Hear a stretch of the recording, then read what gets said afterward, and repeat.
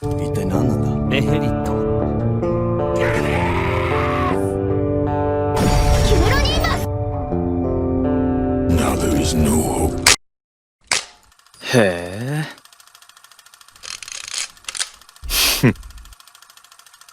その通りだ。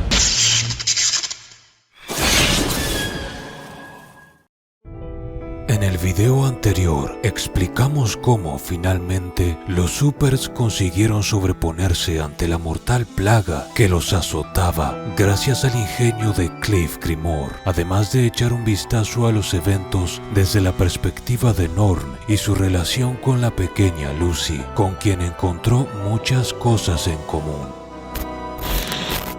Antes de continuar, les recuerdo que tengo un canal llamado Caballero Brando, donde traigo otras historias de imperdible suculencia y acción. Sin más, comencemos.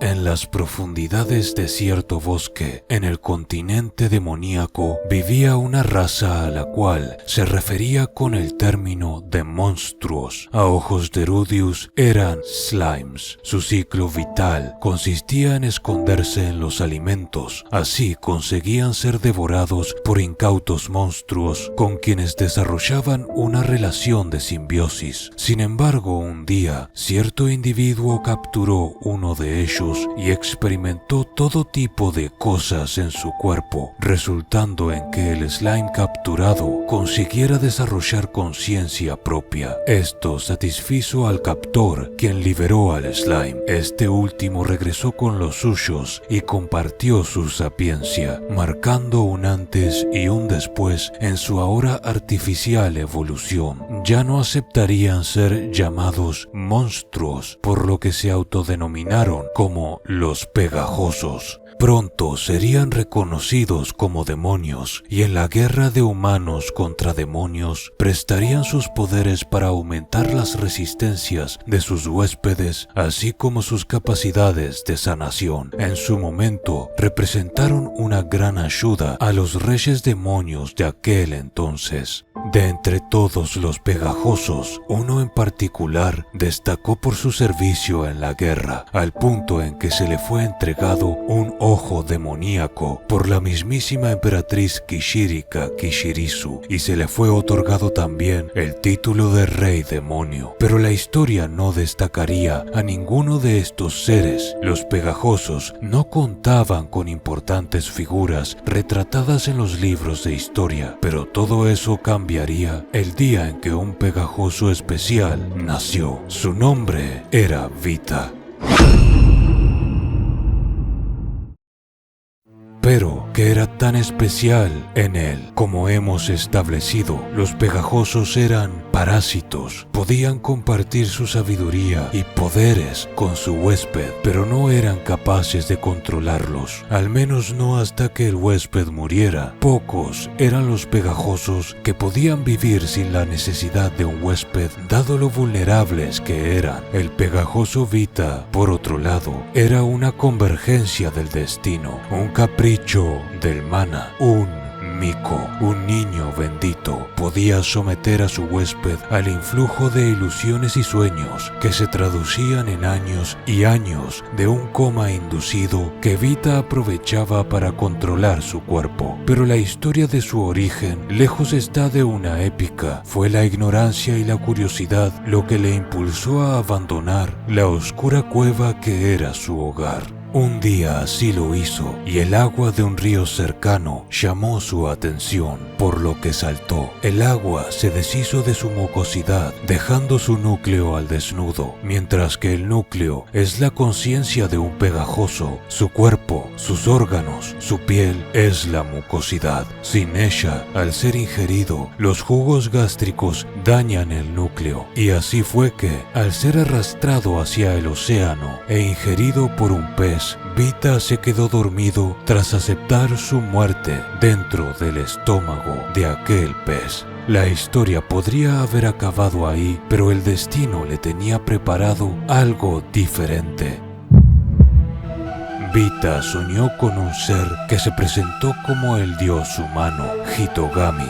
Dicho dios le explicó cómo podía restaurar su cuerpo a raíz de la humedad de su entorno y le reveló su poder nato como Miko. Con sus pesadillas, Vita provocó el vómito del pez y restauró su cuerpo con el agua del océano. Entonces se hizo devorar por un pez más grande, que a su vez fue devorado por otro aún más grande, y en esta cadena alimenticia terminó hallándose dentro del estómago de un rey demonio, de cuyo cuerpo se apoderó. Todo esto motivado por los recurrentes consejos del dios humano.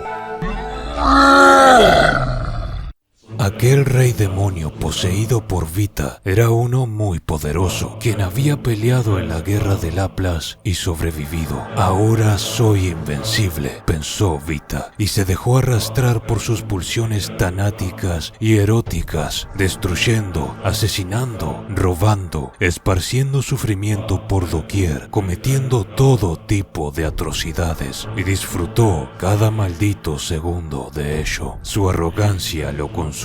Tal vez la naturaleza de su huésped lo influenció parcialmente, tal vez no. Lo importante es que su reinado de terror no duró mucho porque alguien apareció para detenerlo. Su nombre era Raxos, el dios de la muerte, antecesor a Randolph Marianne. Raxos había servido al tiránico rey demonio, convirtiéndose en su camarada durante la guerra de Laplas al luchar juntos. Fue su increíble poder el que le ganó el epíteto de dios de la muerte. Durante la posesión de Vita, Raxos se encontraba en un viaje personal, pero al regresar solo le bastó un vistazo al rey demonio para preguntar: ¿quién eres tú? ¿Qué has hecho con su majestad? La réplica de Vita fue: el idiota que tenías por rey ha muerto.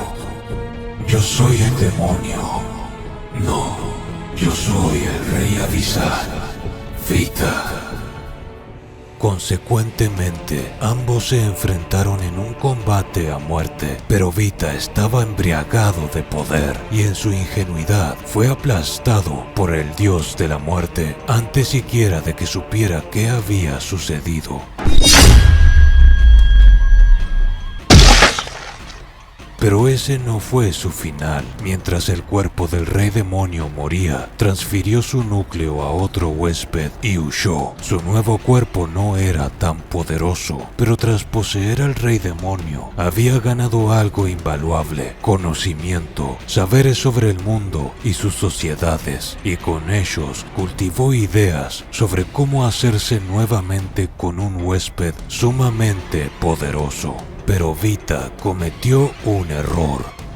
Subestimó la conciencia de sus huéspedes e ignoró que, cuando él abandonaba sus cuerpos, dichos huéspedes también habían ganado saber. El rey demonio tenía unas palabras finales. ¿Quién sabe lo que le dijo a su amigo Raxos antes de morir aquel día? Tal vez habló de su humillación, de las cosas que fue obligado a hacer. Tal vez era parcialmente consciente de lo que había hecho. Sea lo que sea que dijo, fue suficiente para que Raxos le diera caza a Vita, de tal forma, a donde fuera que el rey Avisal se dirigiera, el dios de la muerte le seguía como una sombra fúnebre, y no importaba a quién poseyera a Vita, ni las artimañas que empleara para tratar de engañar a su jurado enemigo. Siempre que Raxos ponía un ojo sobre su nuevo cuerpo, sin siquiera que una sola palabra haya sido cruzada, el dios de la muerte le reconocía y le mataba. Con el tiempo, Vita comprendería que Raxos empleaba una herramienta mágica de su propia creación para detectar los cuerpos parasitados por los pegajosos, y entre todas sus idas y venidas, Raxos hizo algo que incrementó el miedo que Vita le tenía. Un día fue a la cueva donde el resto de pegajosos vivían pacíficamente y los masacró sin piedad.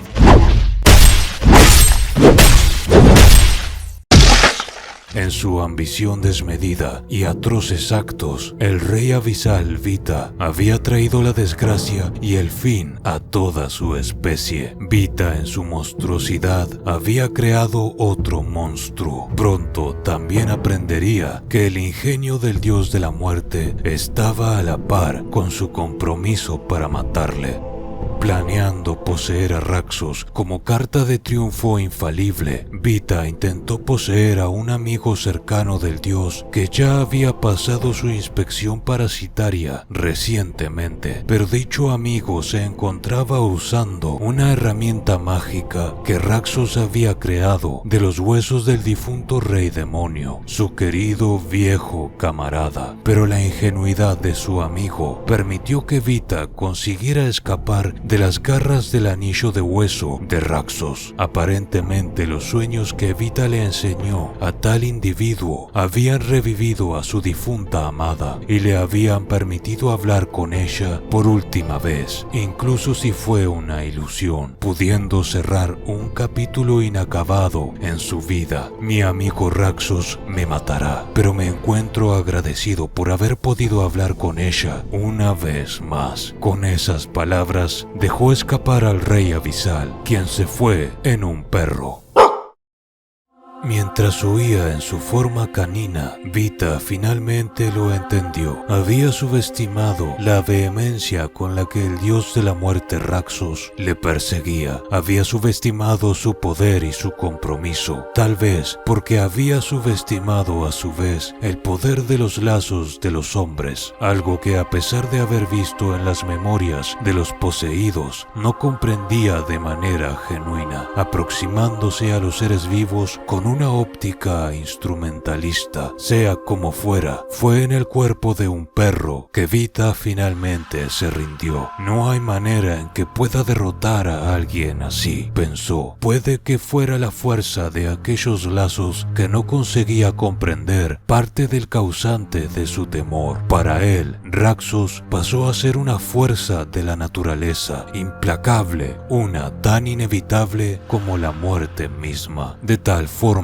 guiado por los consejos del nefasto dios humano, Vita poseyó a un dragón con el cual consiguió volar al continente divino. Una vez allí, se encaminó al laberinto infierno, un sitio tan hostil que nadie se atrevería a explorar. Después de todo, se decía que no importaba quién fueras, una vez que ponías un pie allí, jamás volverías a ver la luz del día. Pero las cosas cambiaban cuando eras un pegajoso, y para Masinri, uno que a su vez era un mico. Vita migró de monstruo a monstruo, aumentando la peligrosidad del ser que habitaba ahí, de manera equitativa la seguridad que sentía, hasta que finalmente consiguió llegar al nivel más profundo de aquel lugar, logrando poseer al guardián del laberinto. Los monstruos no eran el único peligro de dicho laberinto. En sus entrañas existían multitudes de trampas sumamente mortales, tanto así que ni siquiera alguien como Raxos podía llegar al nivel más profundo sin perder la vida en ello. De tal forma, Vita permaneció allí,